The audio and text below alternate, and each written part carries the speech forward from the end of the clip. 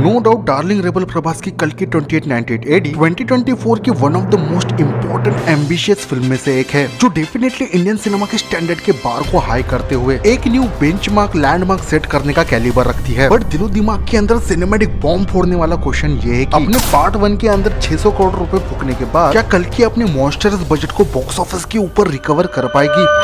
कुछ फील हो रहा है, गांड से लेके चांद तक सब फील हो रहा है। अब सौ बात की एक बात ऐसी है कि बहुत से बंदों को ऐसा लग सकता है ग्लोरियस कल की मूवी के मेकर्स ने ओटीटी म्यूजिक थ्रिटिकल राइट्स बेचकर ऑलरेडी कल की मूवी के बजट को रिकवर करते हुए दबा के प्रॉफिट कमाया है। ऐसे में आगे द मोस्ट एवेटिंग कल की 2898 एडी, जिसे बिग स्क्रीन पर देखने के लिए जमाने से ऑडियंस और फैंस वेट कर रहे हैं, वो वर्ल्ड वाइड रिलीज होने के बाद जितना भी पैसा बॉक्स ऑफिस के ऊपर छापेगी वो लॉजिकली कहीं ना कहीं प्रॉफिट ही होगा। बट ऐसा है ना, पॉप कल्चर के वर्ल्ड में बिजनेस हो या प्रॉफिट लॉस, वो बॉक्स ऑफिस के जायंट नंबर ही डिसाइड करते हैं। फिर इस चीज से घंटा भी फर्क नहीं पड़ता कि मेकर्स ने कितने स्पॉन्सर्स को दबाते हुए ऑफलाइन में पैसा छापा है, क्योंकि एंड में जनता जनार्दन का दिया हुआ प्यार और नफरत किसी भी बिग बजट या लो बजट मूवी को हिट, फ्लॉप, ब्लॉकबस्टर यहाँ तक के डिजास्टर बनाने के लिए काफी है। और अगर ऐसे में डार्लिंग रेबल प्रभास की कल की मूवी को क्रिटिकली कमर्शियली बॉक्स ऑफिस के ऊपर एक नॉर्मल से भी हिट मूवी बनना हो, तब भी लॉजिकली नाग अश्विन की कल की 2898 एडी मूवी को कम से कम अपने 600 करोड़ के माउंटेनस बजट को रिकवर करते हुए मिनिमम 700 से 800 करोड़ का तगड़ा बॉक्स ऑफिस कलेक्शन करना ही पड़ेगा, तब जाकर प्रभास की कल की मूवी एक नॉर्मल हिट मूवी बन सकती है। और अगर अल्टीमेटली कल की मूवी को ब्लॉकबस्टर बनना हो,